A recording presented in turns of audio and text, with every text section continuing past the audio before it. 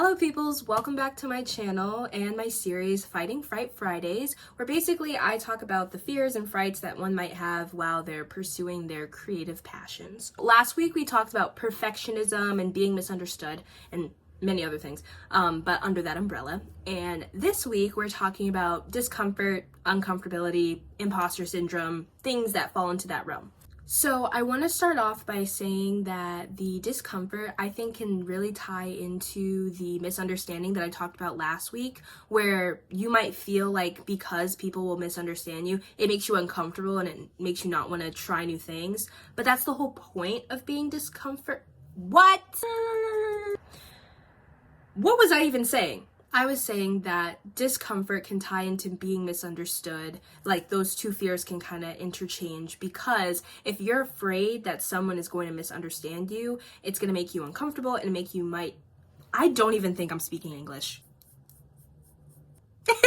If you feel misunderstood, you might feel uncomfortable with even trying a new thing because you don't want people to see you less than perfection, which was kind of what we were talking about last week. This week, in the realm of being uncomfortable, one of the things I wanted to talk about was being uncomfortable in front of a camera. So we're in a day and age where content creation and creativity are kind of super intertwined. Like, if you're someone who does music, you also have to make content to push your music. Or if you're an artist, you're not just an artist and putting art in galleries, but you also have to have like an Instagram account where you can have it as your portfolio. Now, it's not 100% needed, but it definitely helps if you're trying to grow an audience.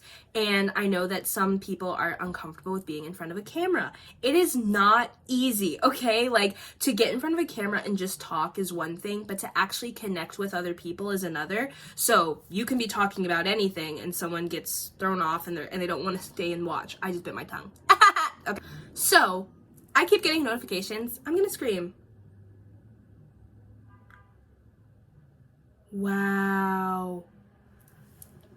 Okay, so I had to take a short pause because I got some difficult news that I'm still processing, but I'm determined to get through this video. So, another thing, I'm not even sure where I left off, so I'm gonna go into my next point. I'm so sorry if it cut off. I'll look back and watch, and if I need to record more, I will. Another thing that I wanted to talk about in terms of being in discomfort is when you start something, you have to allow yourself to be bad at it. And I feel like a lot of people talk about that, where I also think that ties in with impostor syndrome, where you're like, they're gonna find out that I'm a fraud, etc., like I don't belong here. And honestly, you might not in the beginning, but that shouldn't stop you from trying. The idea of belonging, you can pave a way for yourself. So you also have to think about, like, well, what qualifications do you think you need to have in order to take up a space? So for example, if you're like me, I'm making a short film. I've never made a short film. I don't have experience in film or much with acting. I have a little bit, but not enough for me to feel confident and comfortable with this. I'm confident in the vision. I'm nervous about the execution. And I honestly think that the imposter syndrome of, oh, I'm not supposed to be here. Well, what's qualifying me not to be here? I do have a camera, I have an idea. It doesn't have to be the world's best film, and I don't think it will be, but it will be something that I'm trying to put out there. And I think it also, imposter syndrome has to do with what other people are gonna think about you, of like, oh, they shouldn't have made this. But creativity and pulling an idea from the mental into the physical, that alone takes more courage than so many other things to just be able to visualize it and bring it to be. A lot of people can't do that. So just to start out with something and be like, I don't think it's good enough, but that's okay. You can just make it. And with that same idea, even getting comfortable in front of a camera like I was talking about before, one way that you can do that is just record a lot of videos. You don't have to post everything. I understand we live in a content world, but not everything that you record has to be posted. Some of it can just be so that you get comfortable in front of a camera, and that is perfectly fine.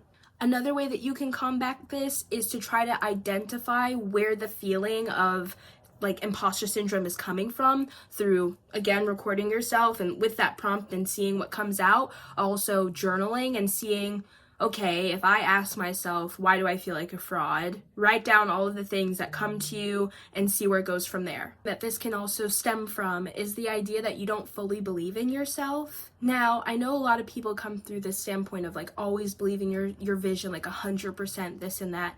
But not every idea is going to be your best idea, and that is perfectly okay. It's okay to be neutral about an idea and still bring it to fruition just to see how it comes out. And from that, you'll be able to build from there. You can even come back to the same project and make it better later. And that's something that I talked about last week with the perfectionism. Just make it, you can make it better later.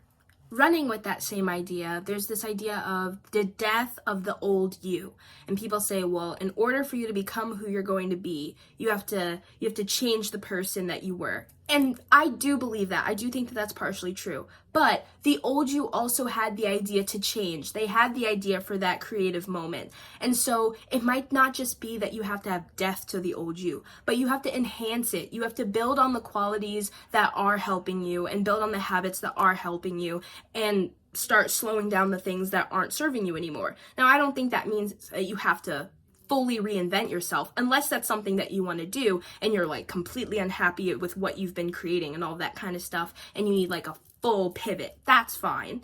But what I think is a slower, more continuous something that you can work on is the idea of coming up, working hard, and trying to enhance the you that you've been working on. So I know this video is a little bit shorter, but that is what I have for Fighting Fright this week in terms of facing discomfort and imposter syndrome. I can elaborate on this more, but I'm just hitting little talking points. This series is going to go all the way up through New Year's so that you can have something to talk about, and if you're trying to reshape yourself, you have something to go off of every Friday up until the New Year. I hope you enjoyed. Like and subscribe. Will be a blooper. I have no idea how this little beam of light is happening. I don't know what. Like, hello, that is so cool. I have tried to record this video so many times, the lighting keeps messing up, etc. So that's my fighting fright for today. Okay, the sound.